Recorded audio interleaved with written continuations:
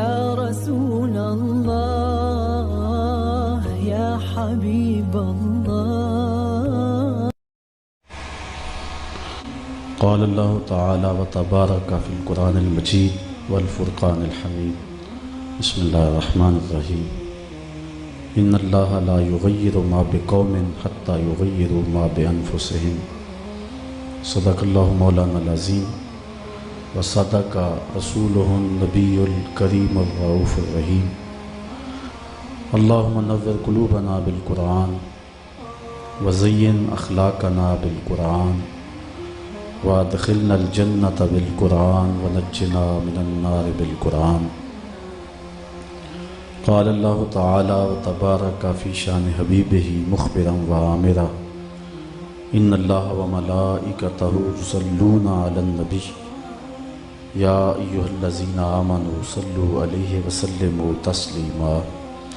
الصلاة والسلام عليك يا رسول الله وعلى آلك وأصحابك يا محبوب رب العالمين. الصلاة والسلام عليك يا نبي الرحمة وعلى آلك وأصحابك يا رسول الملاحم.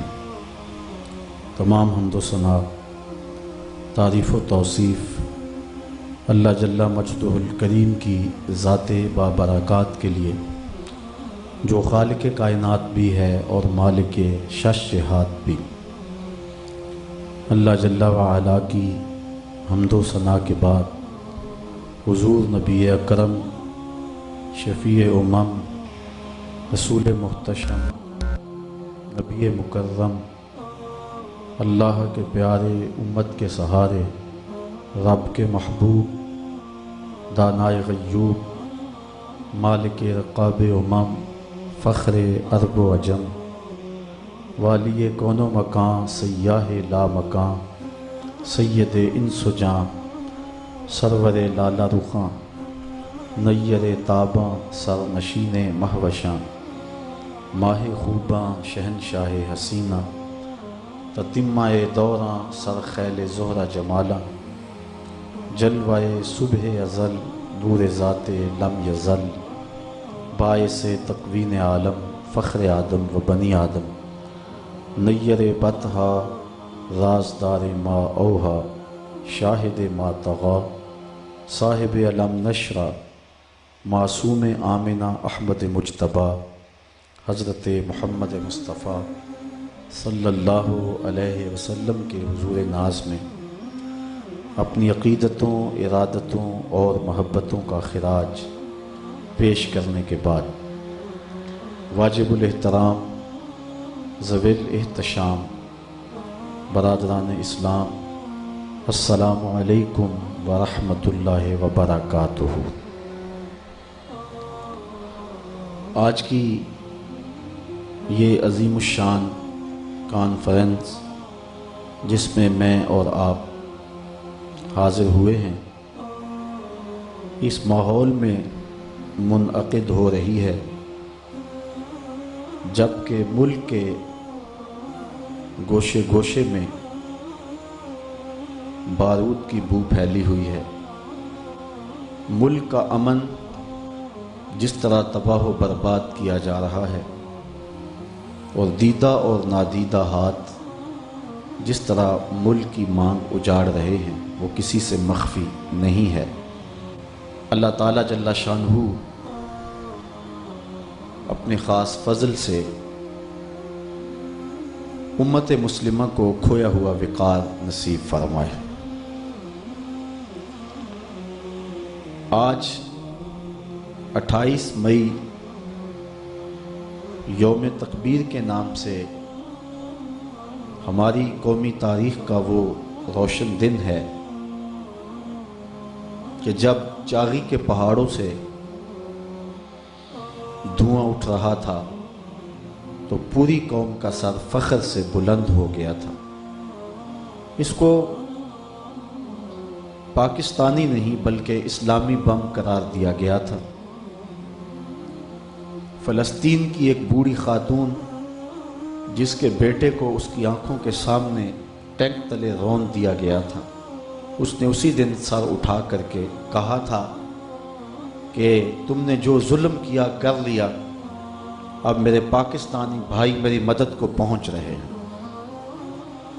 وہ منظر آپ کو بھی یاد ہوگا کہ جب پوری قوم خوشی سے سرشار تھی اور تشکر کے آنسو ان کی آنکھوں میں تھے، میں نے بھی اس دن کھڑے ہو کر کے کشمیر کی جانب منہ کر کے کہا تھا، میری بہنوں، اب تمہاری آبرو پہ کوئی بھارتی حملہ آور نہیں ہو سکے گا۔ لیکن کیا خبر تھی کہ انتظار تھا جس سحر کا، یہ وہ سحر تو نہیں۔ اتنا طویل عرصہ گزر جانے کے بعد آج ہم جس جگہ پہ کھڑے ہیں وہ کسی سے مخفی نہیں۔ آج کی کانفرنس بیداری کی لہر پیدا کرنے کے لیے منعقد کی جا رہی ہے۔ اللہ تعالیٰ جل شانہ اس کے مقاصد ہم سب کو نصیب فرمائے۔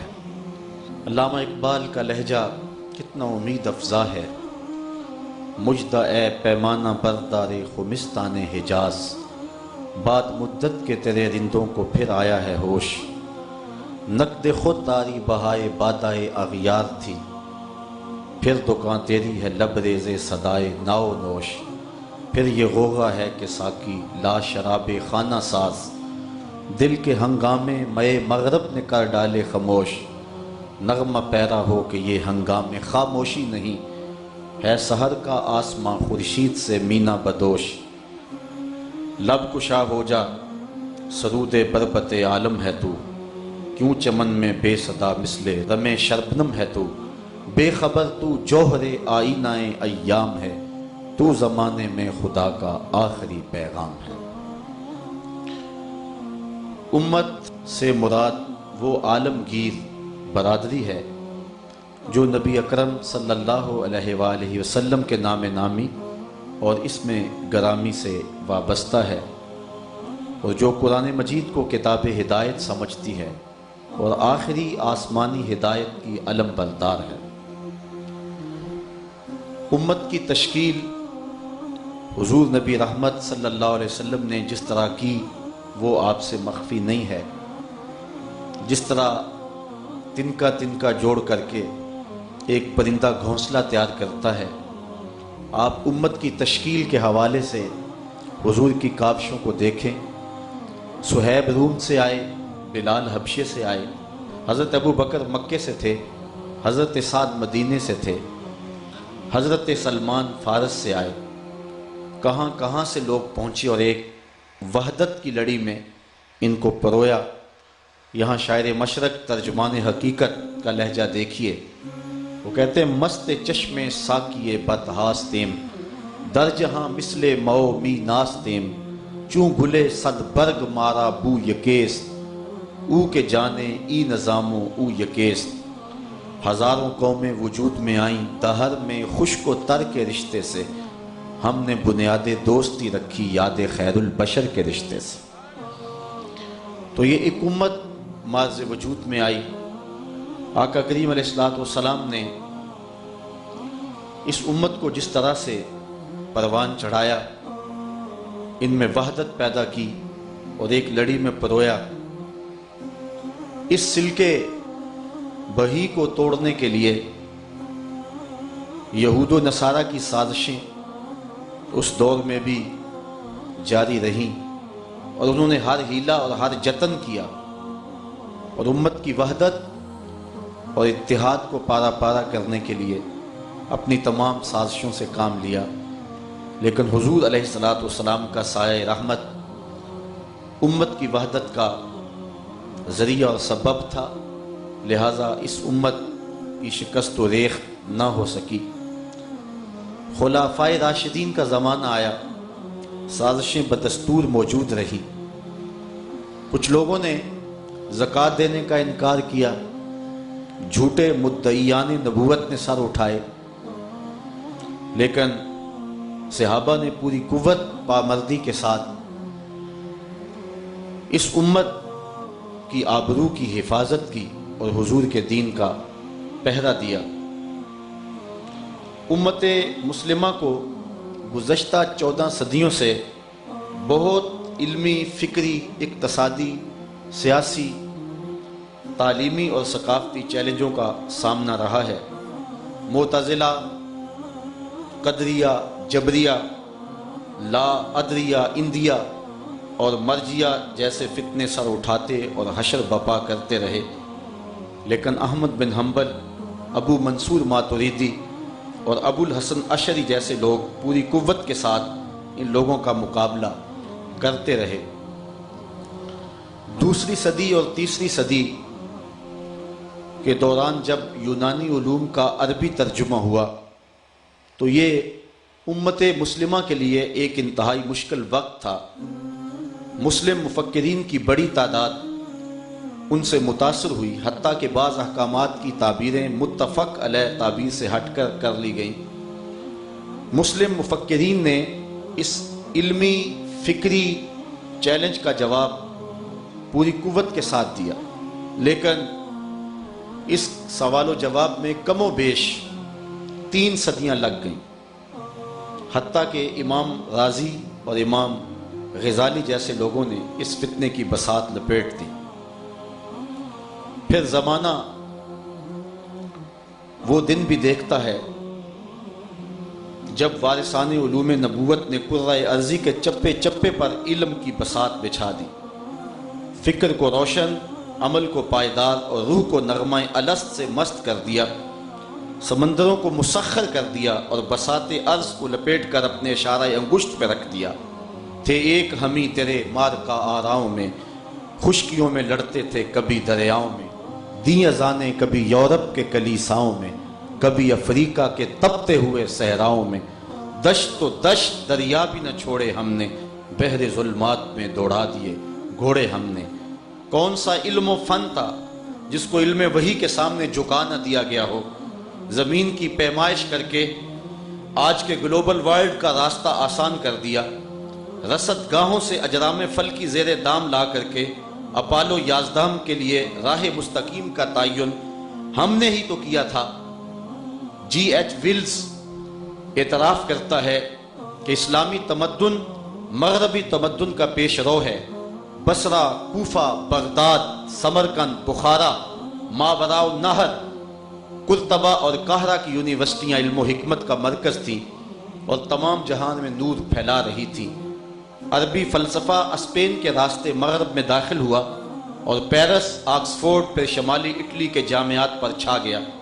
شارلیمان اور اس کے لارڈز ابھی دستخط کرنے کی مشق سے گزر رہے تھے کہ ابن حزم کے قلم سے 1000 کتابیں نکل چکی تھی۔ زمانے نے یہ منظر بھی دیکھا کہ پیرس کی گلیوں میں ابھی کیچڑ تھا کہ محمد عربی کا مدینہ وحی کے نور سے روشن تھا۔ بغداد عروس البلاد کہلاتا تھا اور زمانے پر مسلمان نور بانٹ رہے تھے۔ امت کی گود موتیوں اور ہیروں سے بری ہوئی تھی۔ بخاری و مسلم اور امام حاکم جیسے محدث، ابو حنیفہ، شافعی اور امام مالک جیسے فقیہ، ابن سعد، ابن خلدون اور واقدی جیسے تاریخ دان، بو علی سینا، زکریا رازی، علی بن عباس جیسے طبیب، جابر بن حیان، یعقوب بن اسحاق، خوارزمی اور طغرائی جیسے کیمیا دان، ابن الحیثم الغزالی اور ابو البرکات البغدادی جیسے ماہر طبیعیات، ابو معشر اور مسعودی جیسے ماہر فلکیات، ابن سینا اور ابن رشد اور حمداللہ القزوینی جیسے ماہر حیاتیات امت کے ماتھے کا جھومر تھے۔ محمد بن قاسم، صلاح الدین ایوبی، غوری اور غزنوی کی تیغ آبدار، بایزید بستامی، ابو الحسن خرقانی، جنید بغدادی، خواجہ اجمیری اور داتا حجویری کی نگاہ دل فغار کے سامنے کون ٹھہر سکتا تھا؟ ٹل نہ سکتے تھے اگر جنگ میں اڑ جاتے تھے، پاؤں شیروں کے بھی میدان سے اکھڑ جاتے تھے، تجھ سے سرکش ہوا کوئی تو بگڑ جاتے تھے، تیغ کیا چیز ہے ہم تو توپ سے لڑ جاتے تھے، نقش توحید کا ہر دل پہ بٹھایا ہم نے، زیر خنجر بھی یہ پیغام سنایا ہم نے، تو ہی کہہ دے کہ اکھاڑا در خیبر کس نے، شہر کیسر کا جو تھا اس کو کیا سر کس نے، توڑے مخلوق خدا بندوں کے پیکر کس نے، کاٹ کے رکھ دیے کفار کے لشکر کس نے ٹھنڈا کیا آتش ایران کو، کس نے پھر زندہ کیا تذکرہ یزداں کو، کون سی قوم فقط تیری طلبگار ہوئی اور تیرے لیے زحمت کشے بیکار ہوئی. کس کی شمشیر جہانگیر جہاندار ہوئی, کس کی ہیبت سے صنم سہمے ہوئے رہتے تھے, منہ کے بل گر کے ہو واللہ احد کہتے تھے. ہم نے وہ پھر زمانہ بھی دیکھا کہ ہمارے حکمران عادل, علم دوست, بہادر اور غیرت مند تھے. پورا زمانہ ہمیں خراج دیتا تھا. خلیفہ ہارون الرشید کے زمانے میں بغداد میں سالانہ 40 کروڑ دراہم خراج آیا کرتا تھا. لیکن یہ کہانی پھر جب اپنے زوال کی طرف جاتی ہے تو امت کے عروج اور بانک پن کو جب نظر لگ جاتی ہے, پھر ہمارے گھر اجڑنے لگے. منگولوں اور تاتاریوں نے جس طرح ظلم اور جبر کا بازار گرم کیا, یہ کسی سے مخفی نہیں. ہماری تاریخ ہمیں بتاتی ہے کہ دریائے دجلہ کا پانی سرخ ہو کر کے بہا, اس قدر ہمارا خون بہایا گیا. وہ لمحے بھی آئے کہ انسانی سروں کا مینار تعمیر کیا گیا اور مسلمانوں کا سر ڈھونڈنے سے نہیں ملتا تھا. جو لوگ جان چھپانے کے لیے تہہ خانوں میں چھپ گئے, دجلہ کا بند توڑ کر کے ان کو مارا گیا, حتیٰ کہ ہم نے 1.25 لاکھ لاشیں تہہ خانوں سے نکالی. وہ ظلم اور جبر کا بازار گرم ہوا کہ لہلہاتا ہوا باغ خزاں رسیدہ ہو گیا. چمن کے مالی ہی چمن کی جڑیں کاٹنے لگے, گلشن میں خاک اڑنے لگی. تیری محفل بھی گئی, چاہنے والے بھی گئے, شب کی آہیں بھی گئی, صبح کے نالے بھی گئے. وادی نجد میں وہ زور سلاسل نہ رہا, کیس دیوانہ نظارہ محمل نہ رہا. حوصلے وہ نہ رہے, ہم نہ رہے, دل نہ رہا. گھر یہ اجڑا ہے کہ تو رونق محفل نہ رہا. جن کے ہنگاموں سے تھے آباد ویرانے کبھی, شہر ان کے مٹ گئے, آبادیاں بند ہو گئیں. سطوت توحید قائم جن نمازوں سے ہوئی, وہ نمازیں ہند میں نظر برہمن ہو گئیں. اڑتی پھرتی تھیں ہزاروں بلبلیں گلزار میں, دل میں کیا آئی کہ پابندے نشیمن ہو گئیں. وائے ناکامی متائے کارواں جاتا رہا, کارواں کے دل سے احساس زیاں جاتا رہا. لے گئے تسلیس کے فرزند میراث خلیل, خشت بنیاد کلیسا بن گئی خاک حجاز. ہو گئی رسوا زمانے میں کلاه لالا رنگ, جو سراپا نازتے ہیں آج مجبور نیاز. ہو گیا مانند آب ارزاں مسلماں کا لہو, مسترب ہے تو کہ تیرا دل نہیں دانائے راز. آج 400 خون کی ندیاں بہ رہی ہیں, بکھرے ہوئے لاشیں, کٹے ہوئے اعضاء, روتی بلکتی مائیں, بین کرتی بہنیں, سسکتے ہوئے یتیم بچے, اجڑے ہوئے سہاگ, فریاد کرتی بیٹیاں.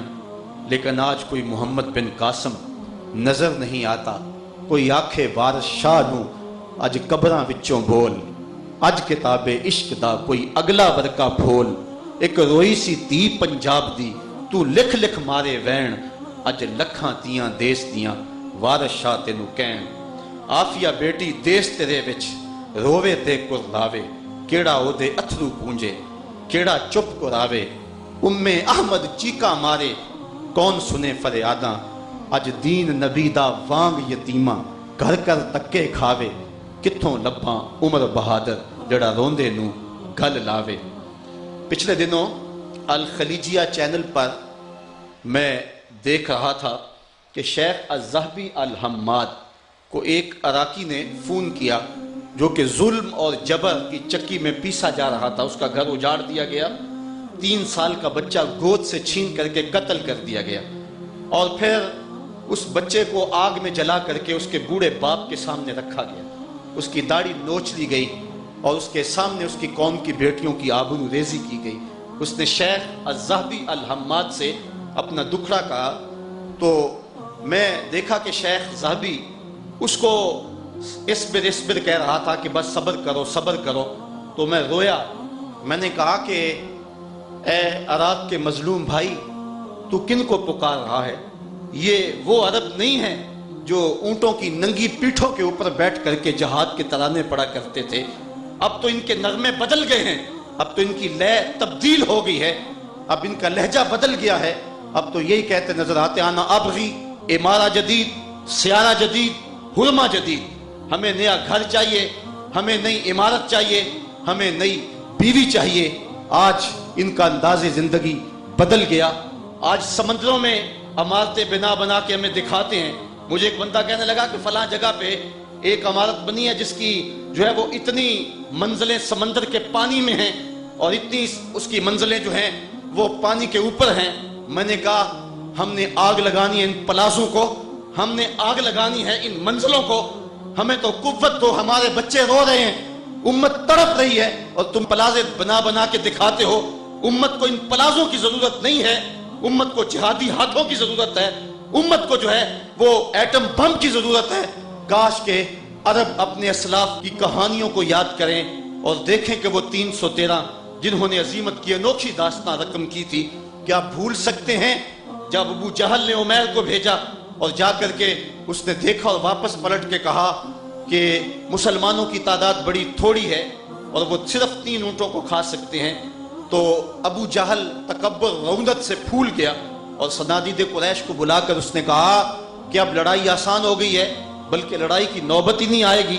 رسیاں اکٹھی کرو, انہیں پکڑیں گے اور جکڑیں گے اور اونٹوں کی پشتوں پہ باندھ کر کے انہیں حرم میں لے جائیں گے اور نئے دین کا مزہ چکھائیں گے. عمیر جو اپنی آنکھوں سے مسلمانوں کے جواں جذبوں کو دیکھ کے آیا تھا, اس نے ایک تاریخی بات کہی جو ابن حشام نے لکھی. اس نے کہا اے قریش کے سرداروں, اتنا بھی تکبر میں نہ ہو. تم کہتے ہو کہ ہم ان کو رسیوں میں جکڑ لیں گے, لیکن میں ان کے جذبے ان آنکھوں سے دیکھ کر کے آیا ہوں. اگر میرا مشورہ مانگتے ہو تو رات کی تاریکی میں بھاگ سکتے ہو تو بھاگ جاؤ. اس قوم سے لڑنا تمہارے بس کا روگ نہیں جو مرنے کے لیے آئی ہے. ولیکن رأیتو یا معاشر قریش المنایا تحمل البلایا. اے قریش کے سرداروں, میں اپنی آنکھوں سے دیکھ کے آیا ہوں کہ یثرب کی اونٹنیاں اپنی پشتوں پہ نری موتیں اٹھا کے لے آئی ہیں, اور کل ان میں سے کوئی شخص مرے گا نہیں جب تک تم میں سے ایک ایک کو لڑ نہیں جاتا. پھر اگلے دن عظیمت کی جو انوکھی اور البیلی داستانیں مسلمانوں نے رقم کی تھی, میرے رب نے بھی اس دن کو یوم فرقان کہہ کے پکارا تھا. کاش کہ آج ہمارے وہ جذبے ہوتے تو آج ہمارا حال یہ نہ ہوتا. میرے مولا, میری قوم کب غفلت سے بیدار ہوگی؟ بغداد جلتا رہا, قوم سوئی رہی. کابل اجڑتا رہا, قوم مدہوش تھی. ام احمد روتی رہی, کسی نے دلاسا نہ دیا. دشت لیلا, تورا بورا, تقریر, موصل, بغداد, القدس, کشمیر, غزہ, کہاں کہاں ہمارے گھر نہیں اجاڑے گئے. ہمیں کچلا گیا, ہمیں مارا گیا, ہمارے وسائل پہ قبضہ کیا جا رہا ہے, ہماری کلیجے چھلی کیے جا رہے ہیں. کتاب رحمت کو آگ لگا کر اور پیغمبر رحمت کے خاکے تراش کر کے ہمارے جذبات کی توہین کی جا رہی ہے اور ہمیں ذہنی اور روحانی تکلیف پہنچائی جا رہی ہے. لیکن ہمارے حکمرانوں کا حال کیا ہے؟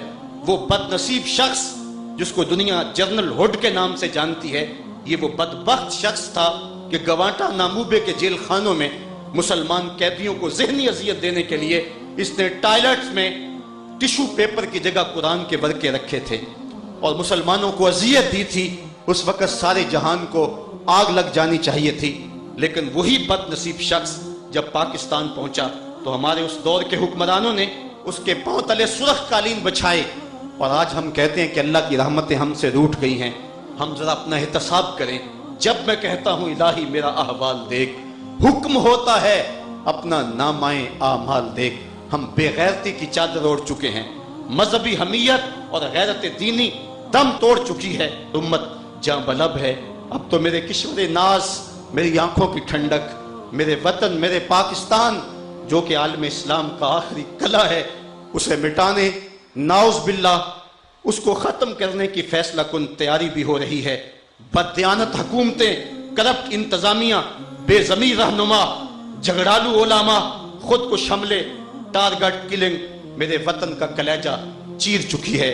اور اب لگتا ہے کہ دشمن کو میر صادق اور میر جعفر انتہائی سستے داموں میں مل چکے ہیں.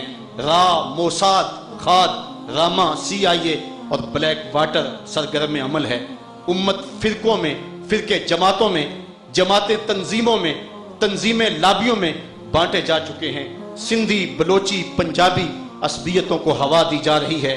صنفی بے رہروی, جنسی آزادی, فحاشی, عریانی, حیا باختگی سے ماحول سازگار کر لیا گیا ہے.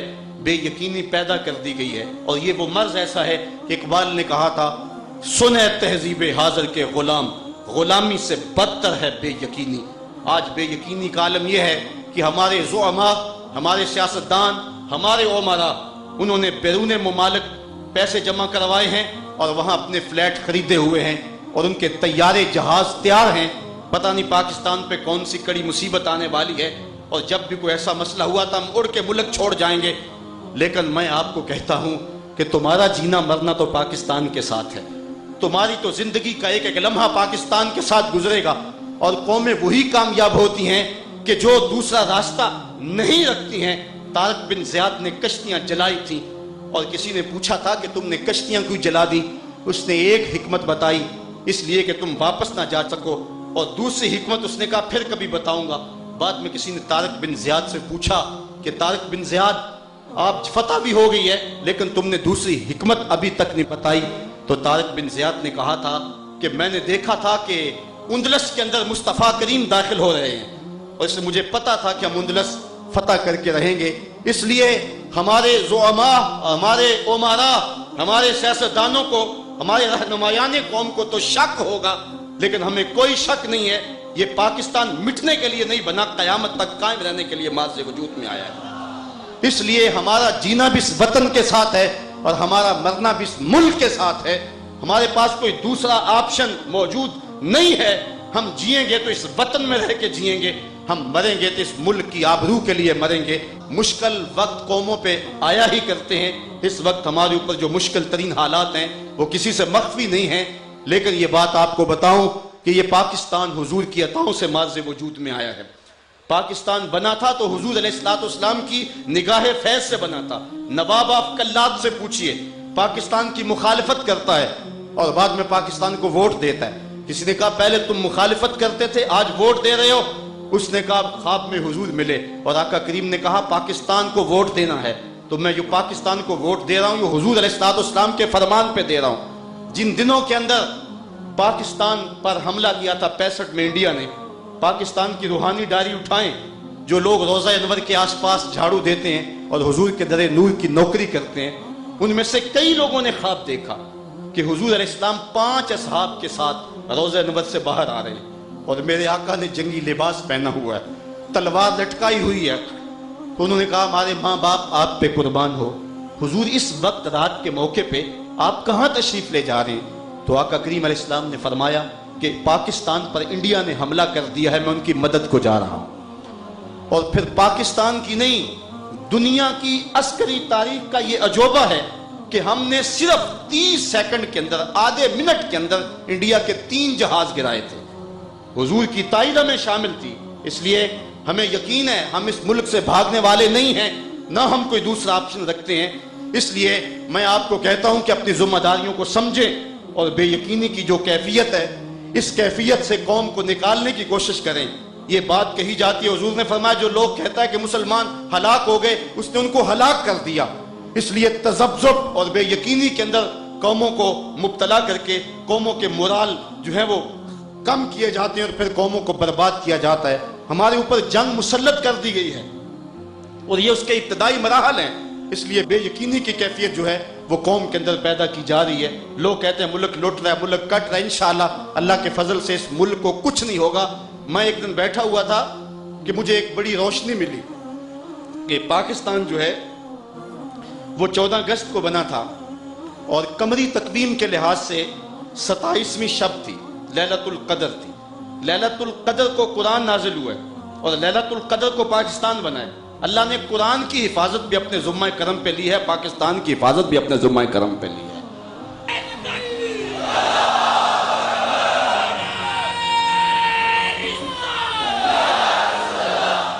اٹھو کہ پھر حشر نہیں ہوگا دوبارہ، دوڑو زمانہ چال قیامت کی چل گیا۔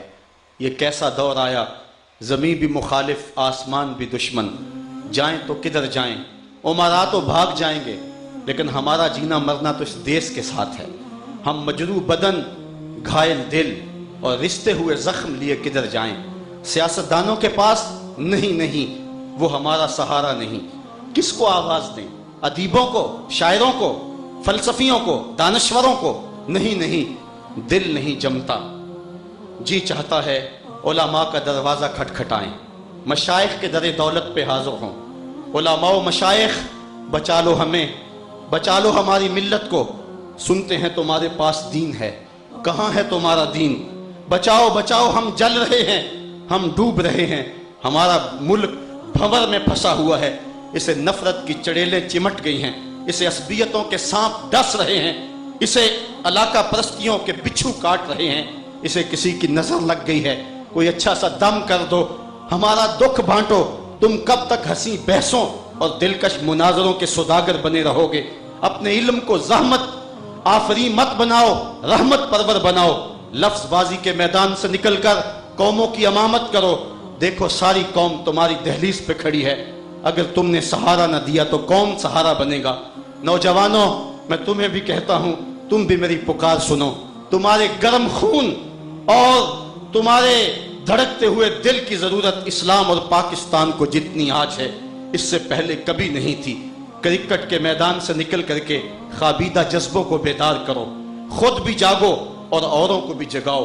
موسم اچھا، پانی وافر، مٹی بھی زرخیز ہے، جس نے اب بھی کھیت نہ سینچا وہ کیسا دہقاں۔ او مرد مسلمان اپنی خودی پہچان، آؤ سوئے ہوئے ضمیروں کو آواز دو، مردہ روحوں اور بے جان تنوں کو پکارو، بے حس وجودوں کو کم بیعزت اللہ کہو۔ سونے والوں کے لیے سونا دشوار کر دو، وہ سونا چاہے بھی تو تمہاری آواز کے زور میں سو نہ سکیں۔ اٹھو، اپنے وطن کی طرف میلی آنکھ سے دیکھنے والوں کی آنکھیں توڑ دو، ملک توڑنے والوں کی ٹانگیں توڑ دو، اپنے گھر اور وطن کو اجاڑنے والوں کی زندگیاں اجاڑ دو، میری گھاگر توڑنے والوں کے کلیجے کاٹ دو۔ قم باذن اللہ، قم باذن اللہ۔ اٹھو کہ اب ہنگامے خاموشی نہیں، سکوت شب کو توڑ دو۔ اٹھو میری دنیا کے غریبوں کو جگا دو، کاخ امارا کے در و دیوار ہلا دو۔ جس کھیت سے دہقاں کو میسر نہ ہو روزی، اس کھیت کے ہر خوشائے گندم کو جلا دو۔ بوڑھو اٹھو، اپنے ہاتھ اٹھاؤ اور سحری کے وقت اپنے مالک اور مولا، اپنے رب رحیم کریم کے سامنے فریاد کرو، مالک اس پاکستان کی خیر فرما۔ میری ماں، میری بہنوں، تم بھی جھولیاں پھیلاؤ اور اللہ سے رحمت کی خیرات مانگو۔ آؤ مدینے کی طرف منہ کر کے اپنے آقا و مولا سے فریاد کریں، اپنے آقا و مولا سے معافی مانگیں، چھوڑ کے آپ کا دامن رحمت۔ آقا ہم سے بھول ہوئی، آقا ہم سے بھول ہوئی، کھو دی اپنی قدر و قیمت، آقا ہم سے بھول ہوئی۔ بن گئے سیموں زر کے بندے، تن کے اجلے من کے گندے، لٹ گئی ہم سے فقر کی دولت، آقا ہم سے بھول ہوئی۔ دیکھ ہماری آنکھ مچولی، اپنے سینے اپنی گولی، بھول گئے ہم درس اخوت، آقا ہم سے بھول ہوئی۔ اور اب توبہ کرتے ہوئے آجو در رسول پہ، دنیا کے ٹھکرائے ہوئے ہیں، تیرے در پہ آئے ہوئے ہیں، کھول دے اپنا باب رحمت، آقا ہم سے بھول ہوئی۔ ہاتھ جوڑ کے حضور سے کہو، حضور معافی، حضور معافی، حضور معافی، حضور معافی۔ تساں سی ڈکیا جنہ کما تھی، حضور جی میں او کر گیا واں، گناہاں دی دل دل دے اندر گل میں تیکر اتر گیا واں، تہاڈے حکماں نو چھڈ کے آقا میں جیندا کتھے ہاں مر گیا واں، حضور معافی، حضور معافی۔ آؤ حضور کی بارگاہ میں پکاریں اور آقا کریم کی بارگاہ میں عرض کریں کہ حضور ہم سے جو خطائیں سرزد ہو گئیں، آج ہم آپ کی بارگاہ میں معافی مانگتے ہیں اور اپنی زندگی تمہارے نام پہ گزارنے کا عہد کرتے ہیں۔ آؤ اپنے رب سے بھی معافی مانگے اور عرض کرے، میرے مولا ہمیں معاف کر دے، ہم نے نظام باطل سے سمجھوتا کیا، نظام مصطفیٰ کا نعرہ تو اب ممبر و محراب سے بھی لگایا جانا چھوڑ دیا گیا۔ آج ہم موجودہ نظام سے مطمئن ہو گئے، ہماری قد و کاوش ختم ہو گئی، ہم نے جد و جہد کرنا چھوڑ دیا۔ نہ نظام مصطفیٰ لا سکتے، ہم ساری زندگی آواز تو لگاتے رہتے۔ سودا نے کیا خوب کہا تھا کہ مجنوں لیلا سے بازی نہ لے سکا، سر تو دے سکا، کس منہ سے کرتے ہو دعوی عشق سودا، تم سے تو یہ بھی نہ ہو سکا۔ نہ جیتتے۔ علامہ نیازی نے بڑی خوب بات کہی، کہتے جب میں جہد کر کر کے اور محنت کر کر کے تھک گیا، ایک دن میں حضور کے روضے پہ حاضر تھا، مسجد نبوی میں بیٹھا تھا، تو میں نے حضور سے عرض کی، حضور اب تو بوڑھا ہو گیا ہوں اور زندگی ساری لگا دی ہے آپ کے نظام کا نعرہ بلند کرتے ہوئے، لیکن ابھی تک پاکستان میں نظام مصطفیٰ کا سویرا نہ طلوع ہوا ہے اور نہ ایسے کوئی امکان نظر آ رہے ہیں۔ اب تو میرے عذاب بھی مدمحل ہو گئے ہیں، بڑھاپا میرے اوپر طاری ہو گیا ہے۔ کہتے میں نے یہ شکایت کی حضور کی بارگاہ میں اور پھر مسجد نبوی کے ایک کونے میں سو گیا۔ تو हुजूर की ज़ियारत नसीब हुई। तो आका करीम ने फरमाया तुम्हारा काम निज़ाम लाना नहीं है, उसकी आवाज़ बुलंद करना है, और वो तुम आखिरी दम तक बुलंद करते रहोगे। लोगों, हम भी अजान दे रहे हैं, पता नहीं इमामत कौन करवाएगा, लेकिन हमने सोई हुई खाबीदा कौम को बेदार करना है और इनको बताना है कि तुम्हारा मकसद ज़िंदगी क्या है, दुनिया के ऊपर तुम किस लिए आए हो, तुम्हारा मकसद हयात क्या है। मेरी ज़िंदगी का मकसद तेरे दीन की सरफराजी, मैं इसीलिए मुसलमान, मैं इसीलिए नमाजी। आओ हालात का जायज़ा लें और अपने रब से पुकारें, मेरे मालिक हम हालात के जबर के सामने झुक गए, हमें माफ़ कर दे। हम वादा करते हैं आइंदा ज़िंदगी जिएंगे तो तेरे लिए, मरेंगे तो तेरे लिए, और ज़िंदगी का एक एक सांस तेरे रसूल के नाम वक्फ कर देंगे। आप समझते हैं कि हम अगर सारे लोग भी पूरी कुव्वत के साथ उठ खड़े होंगे, क्या निज़ाम बातिल को हम लोग बटा लेंगे, लेकिन साहिबो हमने अपने काम को हर सूरत में जारी रखना है। वो कहानी आप नहीं भूल सकते हैं कि जब अल्लाह के एक वाहद परस्तार हज़रत इब्राहीम अलैहिस्सलाम के लिए आग का अलाव रोशन किया गया, किसी ने देखा कि चिड़िया अपनी चोंच में थोड़ा सा पानी कहीं से ला करके उस आतिश कदे पे फेंकती है, और 2-4 मरतबा किसी ने देखा तो चिड़िया से पूछा, चिड़िया इस आतिश कदे को तू बुझा तो सकती नहीं है, लेकिन अपनी चोंच के अंदर इतना पानी ला करके डाल करके क्या मशक कर रही है। तो चिड़िया ने जो जवाब दिया वो बड़ा खूबसूरत है। उसने कहा कि जानती हूँ कि मैं इस आतिश कदे को बुझा नहीं सकती, लेकिन मैं अपने फरीजे से गाफिल नहीं हूँ।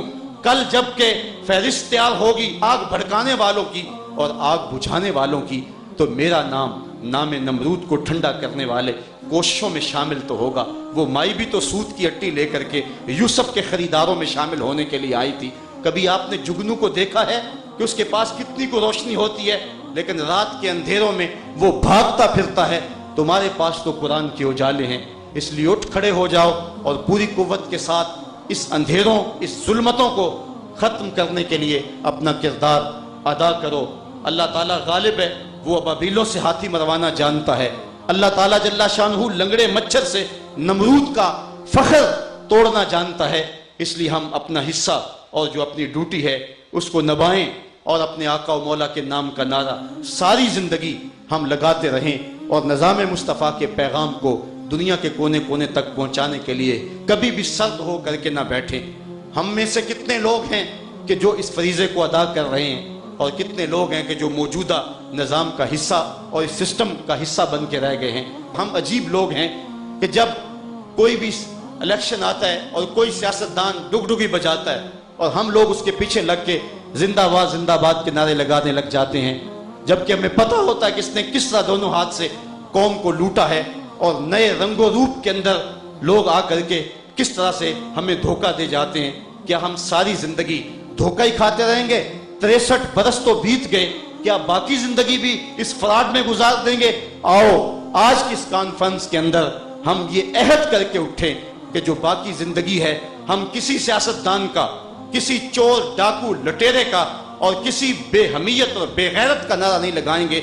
जब भी नारा लगाएंगे मोहम्मद अरबी का नारा लगाएंगे, जब भी नारा लगाएंगे सोने मुस्तफ़ा का नारा लगाएंगे, और हमारी ज़िंदगी और हमारे शब व रोज़ हुजूर के नाम पे गुजरेंगे। और इंशाअल्लाह वो वक्त दूर नहीं है, इंशाअल्लाह वो लम्हे आने वाले हैं कि इस मुल्क के कूचा बाजार के अंदर जो है वो झंडा मेरे मुस्तफ़ा का ही बुलंद होगा। आ मिलेंगे सीना चाकाने चमन से सीना चाक, बज़्म गुल की हम नफस बादे सबा हो जाएगी, शबनम अफशानी पैदा करेगी मेरी सोजो साज, इस चमन की हर कली दरदाश ना हो जाएगी, आसमां सहर के नूर से होगा आईना पोश, जुल्मत रात की सीमा पा हो जाएगी, शब गुरेजा होगी आखिर जलवाए खुर्शीद से, ये चमन मामूर होगा नगमाए तौहीद से। इंशाअल्लाह इस मुल्क के कूचा बाजार में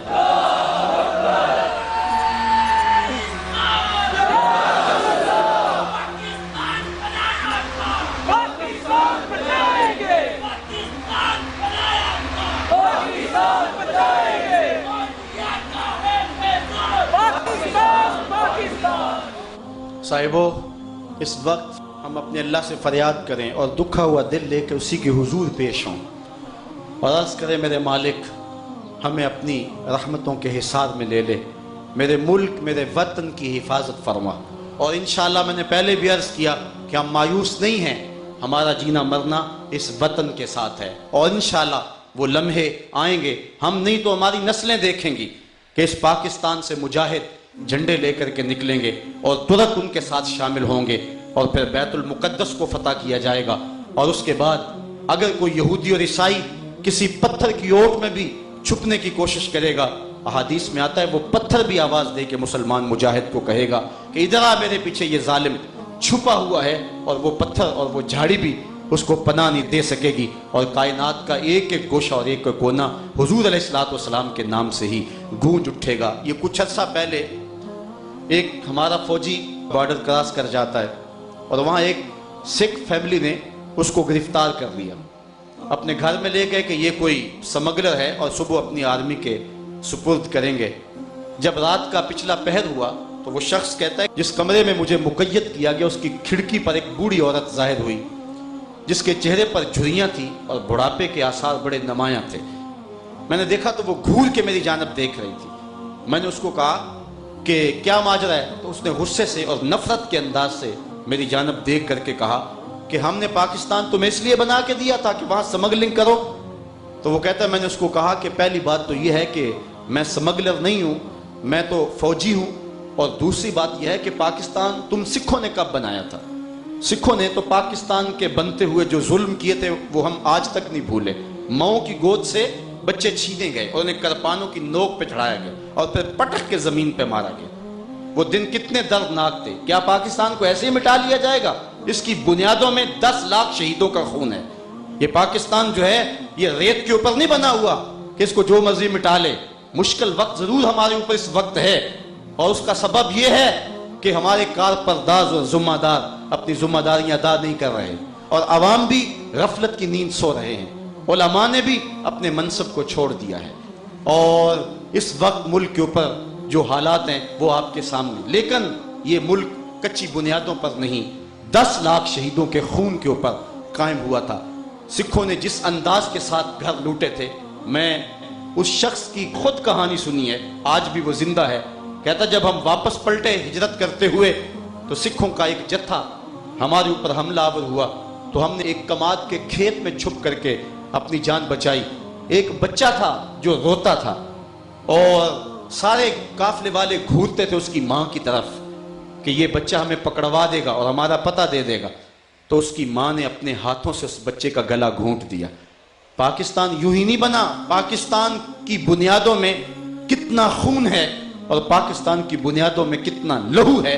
جو راستے ہندوستان سے پاکستان آتے تھے ان میں کوئی کنواں ایسا نہیں تھا جس میں مزید لاشیں گرانے کی گنجائش باقی رہی ہو، اس لیے کہ جب سکھ مسلمان جوان لڑکیوں پر حملہ آور ہوتے تو وہ کنووں میں چھلانگے لگا کے اپنی آبرو کی حفاظت کرتی۔ یہ ان لوگوں سے پوچھیں جنہوں نے یہ سفر کاٹے ہیں، جنہوں نے وہ لمحے دیکھے ہیں۔ تو اس شخص نے کہا کیا تم نے پاکستان بنایا تھا؟ تم نے تو ماؤں کی گود سے بچے چھین کر کے کرپانوں کی نوکوں پہ چڑھائے تھے۔ تو وہ عورت روئی، اس نے کہا کہ جب پاکستان بنا تو کتنی عورتیں تھیں جو سکھوں کے ہتھے چڑھ گئیں، ان بد نصیب عورتوں میں سے ایک عورت میں بھی ہوں، اور اب بدقسمتی سے ان کے بیٹوں کی ماں ہوں، لیکن ابھی تک اللہ کے فضل سے مسلمان ہوں اور راتوں کو چھپ چھپ کے نماز پڑھتی ہوں۔ میں تمہیں یہ بتانے آئی ہوں کہ اگر تم چھٹ کر کے پاکستان چلے جاؤ تو پاکستانی قوم کو میرا پیغام دینا۔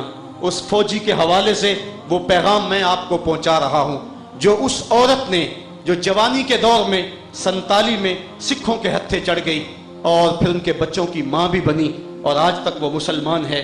اس نے جو پیغام دیا اس کو دل کے کانوں سے سننا اور اس کو گوشے ہوش سے سماعت کرنا۔ اس بوڑھی عورت نے اس فوجی کو کہا اگر تمہیں پاکستان جانا ہوا تو پاکستانی قوم کو میرا یہ پیغام دے دینا کہ پاکستان سے خیانت اور بے وفائی نہ کرنا۔ پاکستان وہ مقدس ملک ہے کہ جب میرے بچوں اور پوتروں کو بخار آ جاتا ہے تو میں پاکستان کا صرف نام لے کے دم کر دیتی ہوں، اللہ شفا عطا فرما دیتا ہے۔ وہ عظیم المرتبت ملک ہے، پاک سرزمین شاد باد، کشور حسین شاد باد۔ یہ خوبصورت ملک، یہ کھیتوں اور کھلیانوں اور پہاڑوں، دریاؤں، مرغزاروں اور لالا زاروں کا ملک، جس کا چپا چپا جو ہے وہ لال بدخشاں جیسا ہے، اور جس کے پہاڑ جو ہیں وہ سونے اور چاندی کے ذخیرے اپنے دامن میں سموئے ہوئے ہیں۔ دعا کریں کہ اللہ اس وطن کے ایک ایک گوشے کی حفاظت فرمائے، اس ملک کے چپے چپے کی حفاظت فرمائے، اور ہمیں غیرت مند باہمیت حکمران نصیب فرمائے جو اس ملک کی آبرو کی حفاظت کر سکیں۔ اور پاکستان نے صرف جو ہے وہ پاکستانی قوم کے لیے ایک مضبوط سائبہ اور حصار نہیں بننا ہے، بلکہ پاکستان تو عالم اسلام کی امیدوں کا آخری سہارا ہے۔ جب پاکستان ایٹمی طاقت بنا تھا اس وقت پوری دنیا میں چراغاں کیا گیا تھا اور اس کو جو ہے وہ اسلامی بم قرار دیا گیا تھا، اور دنیا کے مظلوم اور مقہور لوگ ہماری راہیں دیکھ رہے ہیں کہ پاکستان سے لوگ آئیں گے اور ہماری مدد کریں گے۔ لیکن آج پاکستان جن بکھیڑوں اور جن مشکلوں میں الجھا ہوا ہے، انہوں نے کسی کو مصیبت سے کیا چھڑانا ہے، گھر سے نکلتے ہیں تو خود کچھ دھماکہ ان کے جسم کے پرخچے اڑا کے رکھ دیتا ہے۔ اللہ تعالیٰ جل شانہ اپنے کرم سے اس ملک کی حفاظت فرمائے۔ پتہ نہیں کس بد نصیب کی اس ملک کو نظر لگ گئی، لیکن میں کہتا ہوں اللہ تعالیٰ جل شانہ قرآن میں فرماتا ہے کہ اللہ تعالیٰ کسی قوم کی اتنی دیر تک حالت نہیں بدلا کرتا جب تک قوم اپنی حالت کو خود بدلنے کی پوزیشن میں نہ آ جائے۔ کیا ہم اس نظام باطل سے ٹکرانے کے لیے عملی طور پہ تیار ہیں؟ اگر تیار ہیں تو نظام باطل ایک لمحے کے لیے بھی نہیں ٹھہر سکتا۔ میرے سامنے اگر 1000 آدمی بیٹھا ہے تو اس پیغام کو پوری قوت کے ساتھ 100 آدمی تک پہنچا دے تو 1,00,000 آدمی تک پیغام پہنچ جائے گا۔ اور اگر میرے سامنے بیٹھنے والے لوگ 1,00,000 ہیں اور یہ پیغام اگر وہ 100 آدمی کو پہنچا دے تو 1,00,00,000 آدمی تک یہ پیغام پہنچ جائے گا۔ ظاہر ہے ہر شخص خطابت کا وہ تنتنا اور لفظوں کے اندر وہ بانک پن نہیں رکھتا ہوتا ہے، لیکن جذبے لفظوں کے محتاج نہیں ہوتے۔ اشہد بلال عند اللہ اشہد، بلال کی اشہد ہی وہ حشر بپا کر دیتی ہے کہ جو لوگوں کے اشہد کے اندر نہیں ہے۔ آج ہمارا المیہ یہ ہے کہ ہمارے خطبے بے روح ہو گئے ہیں، ہمارے لفظ بے نور ہو گئے ہیں۔ اقبال نے اس دکھڑے کو بیان کیا، وائز قوم کی وہ پختہ خیالی نہ رہی، برق طبعی نہ رہی، شعلہ میں کالی نہ رہی، رہ گئی رسم آذاں روح بلالی نہ رہی، فلسفہ رہ گیا تلقین غزالی نہ رہی، مسجدیں مرثیہ خواہ ہیں کہ نمازی نہ رہے، یعنی صاحب اوصاف وہ حجازی نہ رہے۔ آج ہم نے اپنے اسلاف کی صلاحیتیں اور ان کے جذبے آج پھر اپنے اندر پیدا کرنے ہیں۔ بحیثیت پاکستانی اور بحیثیت مسلم اپنے وقار کو ہم نے بلند کرنا ہے۔ دنیا کے سامنے ہم نے ایک آبرو مند زندگی جینے کا گر سیکھنا ہے۔ آج ہم کہتے ہیں کہ ہم دنیا سے کیوں پیچھے رہ گئے، میں کہتا ہوں کبھی اپنی حالت دیکھی ہمارا حال کیا ہے۔ جس قوم کا مزاج یہ ہو کہ ریلوے کا ٹکٹ بھی بغیر رشوت کے نہ ملتا ہو تو اس قوم کا تو اللہ ہی حافظ ہے۔ جس قوم کی کیفیت یہ ہو کہ جس قوم کی مسجدوں کی لیٹرینوں کے گندے لوٹے بھی لوگوں کی دست برد سے محفوظ نہ ہو، اس قوم کا اللہ ہی حافظ ہے۔ ہم نے کبھی اپنے اندر جھانکا، ہم نے دیکھا کہ ہم کس جگہ پہ کھڑے ہیں۔ آج گرمی کا موسم آیا ہے، لوگ جگہ جگہ واٹر کولر نصب کر رہے ہیں، لیکن اس کے ساتھ جو گلاس رکھتے ہیں ان کو زنجیروں میں باندھ کر کے رکھنا پڑتا ہے۔ میں پوچھتا ہوں اچھا مسلمان تو بڑی دور کی بات ہے، ہم تو اچھے انسان بھی نہیں ہیں۔ میں ایک دن جمعۃ المبارک پڑھانے نکلا تو میرے آگے ایک گدا گاڑی جا رہی تھی جس کے اوپر لکھا ہوا تھا کہ جلنے والے کا منہ کالا۔ میں سر پکڑ کے بیٹھ گیا۔ میری قوم اتنی گر گئی ہوئی ہے کہ ایک مزدور سے بھی جلنے والے لوگ اس معاشرے کے اندر موجود ہیں۔ جب قوموں کے تیور اور قوموں کے لچھن اور لوگوں کا انداز زندگی ایسا ہو تو پھر قومیں آگے نہیں بڑھا کرتی ہیں۔ ہم نے دیکھنا ہے، اپنے اندر اخلاقی قوت پیدا کرنی ہے، اپنے اندر غیرت و حمیت کا نور پیدا کرنا ہے۔ علماء نے اپنے خطبوں کو، اپنی تقریروں کو مؤثر بنانا ہے۔ اگر ہماری تقریر لوگوں پہ اثر نہیں کرتی تو ہم نے دیکھنا ہے کہ ہمارے اندر کون سی کمی ہے۔ اشہد بلال عند اللہ اشہد، اسد دھوم مچا دیتی ہے تو ہم نے دیکھنا ہے کہ ہمارے مکفہ جملے اور ہماری خوبصورت گفتگو اور ہمارے لف و نشر سے مرتب باتیں لوگوں کے دلوں کے اندر ہلچل پیدا کیوں نہیں کرتی۔ ہم اپنے عمل پہ زور کریں۔ میرے شاہ نقشبند بخاری آپ نے بڑی خوبصورت بات لکھی کہ جس شخص کی خاموشی فائدہ نہیں دیتی اس شخص کی تقریر بھی فائدہ نہیں دیتی۔ آج ہمارا المیہ یہ ہے کہ ہمارا کردار وہ چمک نہیں رکھتا تو گفتار کے اندر تو پھر روشنی کہاں سے آئے۔ ایک مجدد الف ثانی تھا، اس نے پورے ہندوستان کی کایا پلٹ دی۔ آج ہر تنظیم کا قائد مجدد ہے اور قوم تبدیل نہیں ہو رہی۔ ایک غوث اعظم تھا، اس نے پورے زمانے کو زندگی دے دی، اور محی الدین انہیں اس لیے کہا جاتا ہے آج ہر آستانے کا سجادہ نشین وقت کا غوث ہے، لیکن آج قوم کی تقدیر کیوں نہیں بدل رہی؟ تیرے صوفے ہیں فرنگی، تیرے قالی ہیں ایرانی، خون کے آنسو رلاتی ہے جوانوں کی تن آسانی۔ نہ جوانوں میں وہ حال رہا، نہ بوڑھوں کی وہ کیفیت نہیں، نہ قوم کے ذمہ دار اور کار پرداز اپنے منصب سے آگاہ رہے، وائے ناکامی متائے کارواں جاتا رہا، کارواں کے دل سے احساس زیاں جاتا رہا۔ ایک تو نقصان یہ ہوا کہ کارواں لٹ گیا، اور دوسرا نقصان یہ ہے کہ احساس زیاں کی دولت بھی لٹ گئی۔ کیا غالب نے خوب کہا تھا، ہوا مخالف و شب تارو بہر طوفان خیز، گسستائے لنگر کشتی و ناخدا خفت است۔ ہوا مخالف ہے، رات تاریک ہے، سمندر میں طوفان بپا ہے، کشتی کا لنگر بھی ہاتھ سے چھوٹ چکا ہے، لیکن اس کے باوجود کشتی بچ سکتی تھی اگر کشتی بان جاگ رہا ہوتا۔ لیکن افسوسناک پہلو یہ ہے کہ ناخدا بھی نیند کے ہچکولوں میں ہے۔ میری کشتی کو خدا ہی بچائے تو بچے، ظلمتیں ہیں یاس کی، شام ہے طوفانوں کی۔ ایک وہ زمانہ تھا کہ حضرت عمر مدینے میں قدم رکھتے تھے، کیسر و کسریٰ کی سلطنتیں کانپتی تھیں۔ آج ہم دوسروں سے ڈکٹیشن لیتے ہیں۔ ہم صرف 313 تھے، زمانے کی کایا پلٹ دی، اور آج 1 ارب 40 کروڑ انسان خانمہ برباد ہیں۔ آج کس کے گھر اجڑ رہے ہیں، کس کا گلا کاٹا جا رہا ہے؟ حافظہ کمزور ہو تو بات اور ہے، لیکن کیا ہم بھول چکے ہیں کہ ہمارے گلے کاٹے گئے، اور جب خون بہہ گیا تو ہمارے پھپھڑوں کے اندر پیٹرول بھرا گیا، اور پھر لاشوں کو آگ لگائی گئی۔ یہ کہانی پرانی نہیں ہوئی کہ ہمارے بھائیوں کے سر سے بال نوچے گئے اور ان زخموں میں تیزاب چھڑک کر تڑپنے کے لیے دھوپ میں چھوڑا گیا۔ یہ درد بھی ابھی تازہ ہے کہ شبرغان کی طرف جانے والے کنٹینروں کے اندر اتنے لوگ بھر دیے گئے جتنی گنجائش نہیں تھی، اور انہیں پانی کا ایک گھونٹ بھی نہیں دیا گیا، اور وہ جب مرنے لگے تو ایک دوسرے کا پسینہ چاٹتے تھے۔ جب کنٹینر جا کے وہاں کھولے گئے، 2 اور 3 لوگوں کے علاوہ جنہوں نے دکھ کی داستان سنائی، باقی سارے لوگ شہادت کا جام پہن چکے تھے۔ احمد موصل میں چیختی رہی اور اپنے بھائیوں کو پکارتی رہی، محمد بن قاسم کو آواز دیتی رہی، صلاح الدین ایوبی کو پکارتی رہی، لیکن اس کو کوئی دلاسا دینے کے لیے کوئی آگے نہ بڑھا۔ اپنے محلوں میں ہمارے حکمران مست رہے۔ OIC جو کہ بیت المقدس کے ایک حصے کو آگ لگنے کی وجہ سے مارز وجود میں آئی تھی، پوری کائنات کو آگ لگ گئی، امت مسلمہ انگاروں میں لوٹتی رہی، اور OIC نے کوئی بھی کردار ادا نہ کیا۔ قائد ملت اسلامیہ مولانا شاہ احمد نورانی فرمایا کرتے تھے، OIC کو اب پنجابی میں پڑھیں کہ OIC اب چلی گئی، اب ہمارے پاس نہ کوئی وحدت ہے، ہمارے پاس نہ کوئی نظم ہے۔ آج رہنمایان قوم کے پاس نہ کوئی منصوبہ ہے، اور قوم ہے کہ بے حسی کی گہری نیند سو رہی ہے۔ اگر ہم آج بھی نہ اٹھے تو تاریخ ہمیں معاف نہیں کرے گی۔ اس کا یہ مطلب نہیں کہ پاکستان مٹ جائے گا، اگر ہم نہ اٹھے تو پاکستان تو نہیں مٹے گا، لیکن ہم نہیں ہوں گے، اور آنے والی نسلیں ہمیں برے لفظوں سے یاد کریں گی۔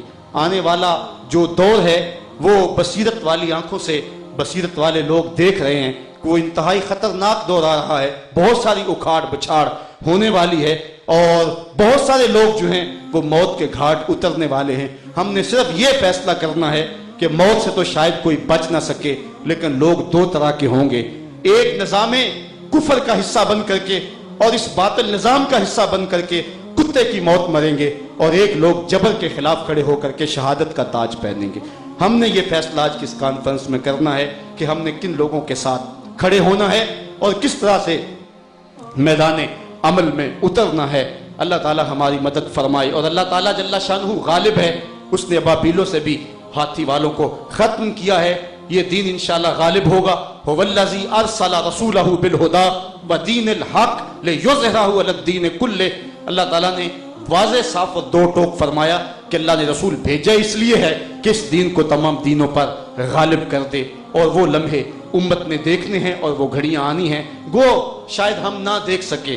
ایک شاعر کا شعر مجھے بہت تڑپاتا ہے، وہ کہتا ہے کہ جب ہم پیدا ہوئے اس گلشن میں آئے تو گلشن اجڑ چکا تھا، اور بہار اس وقت آئے گی جب ہم اس گلشن سے جا چکے ہوں گے۔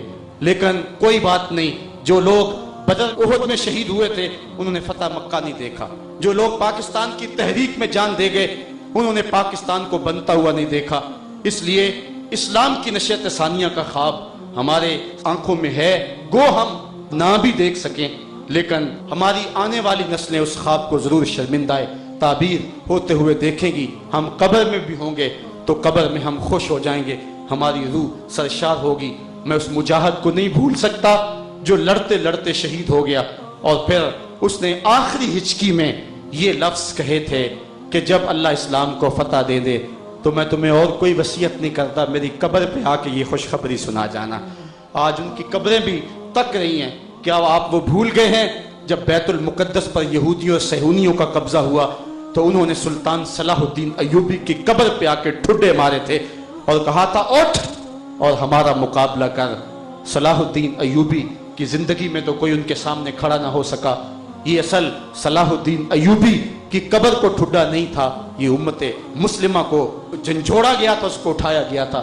لیکن ہم نے کہا میاں ہم اتنے سو گئے ہیں, ہم تو سور اسرافیل سے ہی جاگیں گے, اس سے قبل تو ہم بیدار نہیں ہوگے, نہ سمجھو گے تو مٹ جاؤ گے. اے ہم نشی وطنوں تمہاری داستان تک نہ ہوگی داستانوں میں.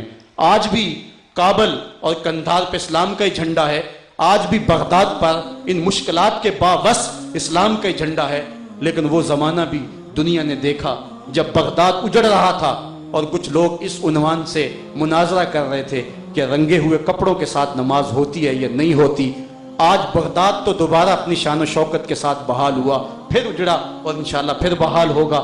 لیکن تاریخ نے ان لوگوں کو یاد رکھا ہے جنہوں نے قوم کو اس وقت لوریاں دے کے سلایا, جب قوم کو بیدار کرنے کا موقع تھا انہوں نے قوم کو خوابیدہ کر دیا.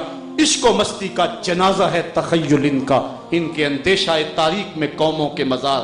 چشم آدم سے چھپاتے ہیں مقامات بلند, کرتے ہیں روح کو خوابیدہ بدن کو بیدار.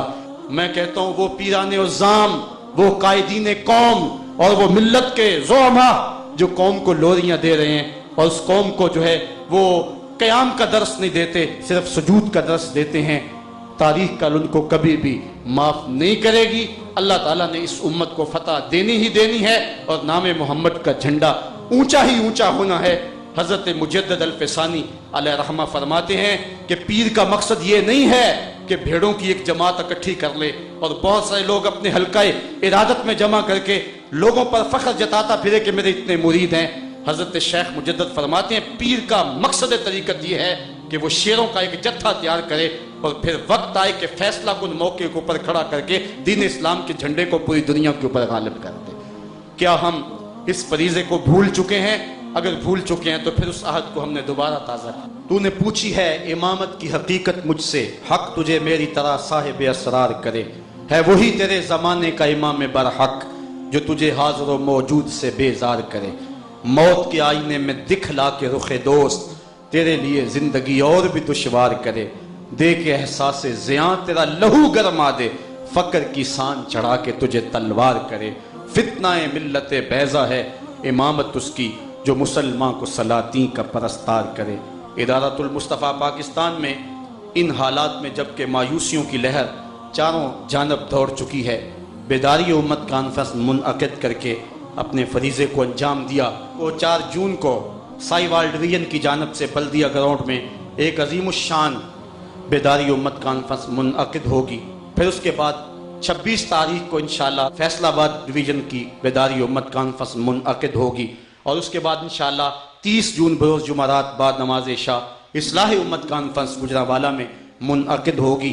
انشاءاللہ یہ قافلہ آگے بڑھتا چلا جائے گا. وہ اکیلا ہی چلا تھا جان بے منزل مگر لوگ ملتے گئے کارواں بنتا گیا. یہ اٹھے ہوئے قدم انشاءاللہ آگے بڑھتے رہیں گے, اور آپ بھی میرے ساتھ ہم قدم رہنا اور قدم سے قدم ملاتے ہوئے چلنا. یہ تو اللہ کا شکر ہے, یہ علماء, یہ مشائخ اور آپ اتنے جذبوں کے ساتھ اس کانفرنس میں شامل ہوئے. لیکن اگر آپ نہ بھی آتے تو میں اکیلا ہی رانجھا بن کے اس پیغام حق کا جھنڈا اٹھا کر میدان میں رہتا, اور انشاءاللہ جب تک زندگی ہے اس پیغام کو آگے منتقل کرتے رہیں گے. اللہ مجھے آپ کو اپنی رحمتوں کا نور نصیب فرمائے. اس عزم کے ساتھ آفاق کے ہر گوشے میں قرآن سنا کر دم لیں گے. اب رکنا نہیں, اب تھمنا نہیں, فردوس میں جا کر دم لیں گے. يا شفيعنا يا محمد صلى الله عليه وسلم.